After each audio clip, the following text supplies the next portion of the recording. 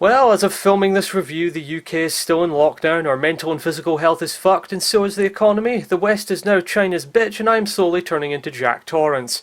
So you know what that means? That's right. Time for Hollywood to cash the fuck in, because only they could take the stark, horrible reality of our situation, ram it through a filter of lens flares and saccharine bullshit, and sell it straight back to us on Amazon for those sweet, sweet COVID bucks.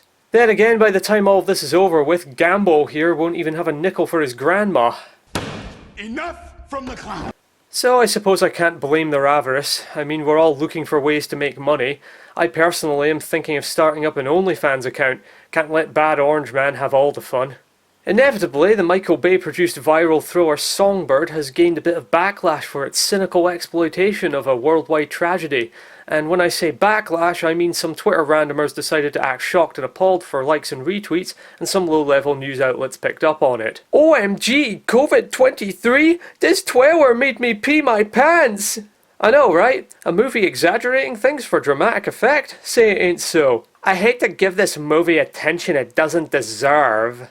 Then why do it? Stop typing. Get off the twatter. There's a whole world out there. Oh wait, most of it's locked down because of measures you and your retarded Twitter spawn brethren probably support. Oh well, continue to complain about things that don't matter. Speaking of things that don't matter, this movie. It doesn't deserve anywhere near even the minority backlash it's receiving. Not because it's good, if anything it's astoundingly mediocre at best, and not even because it isn't controversial. In fact, it seems to go out of its way to not say anything controversial. It's just fucking there. Hell, aside from one or two moments involving Peter Stormare channeling Gary Oldman in Leon, it isn't even entertaining. It's the year 2023. COVID-19 has mutated into COVID-23, presumably because people refuse to wear masks during sex.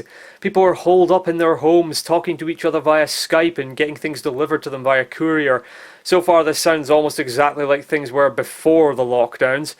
But that's not all. People are subject to regular temperature checks via their phones, and if you're found to have a fever, then you're assumed to have the coof, and a bunch of nice men in hazmat suits will knock politely on your door and escort you to the quarantine zone for what will no doubt be top quality medical care. We follow Nico, one of these couriers whose girlfriend, whom he's never met in person, finds herself about to be taken to one of these zones after her mother dies of the coof, despite the fact that she seems to be immune herself. It's up to Nico to procure an immunity bracelet for his girlfriend before she is menaced to death by Peter Stormare. On the face of it, Songbird seems like a fine opportunity to explore themes surrounding the rights of the individual in the midst of a pandemic, or perhaps even how reliant we've become on social media and technology as a means of communicating with each other regardless of any lockdowns. But this is a Michael Bay movie. To expect nuanced social commentary from the man who gave us Skid and Mudflap is a folly to rival the lockdowns themselves. Essentially, the film is a romantic thriller, and despite the film being neither written nor directed by Bay himself, make no mistake, this is a Michael Bay movie.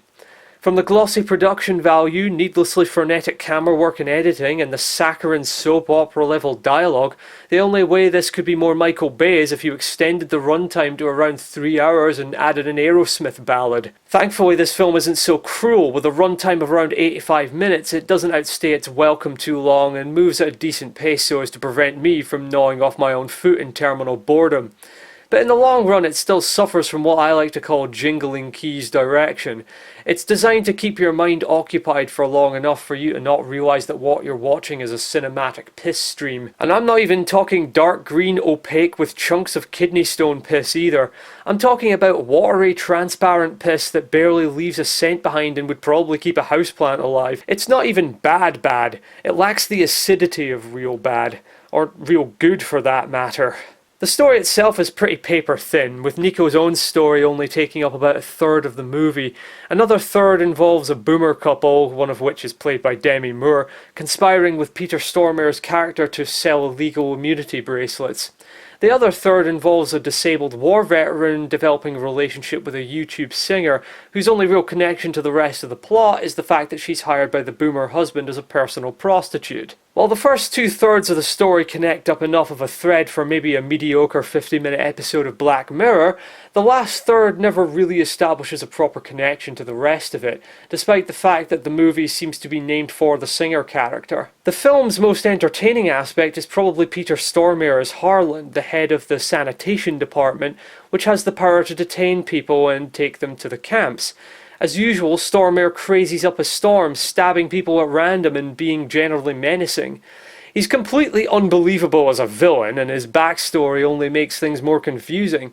Apparently, he was a garbage truck driver whose superiors died off one by one, and eventually he found himself running things. Sorry, what? Is this film trying to tell me that if I kill the mayor of my city and then keep killing his acting replacements, then eventually my entire city will be run by a single street sweeper? I don't think that's how that works, movie. I don't think local sanitation works the same way as the line to the presidency in a Roland Emmerich film. At any rate, I just like the fact that Stabby McStabberson here ended up in a position of authority. That's government for you. He's not even a competent villain. At one point, Demi Moore lures the Nico character into a trap where he meets up with Harlan to get some illegal immunity bracelets, and instead of simply having him arrested by the authorities he himself controls, he just decides to try and stab him.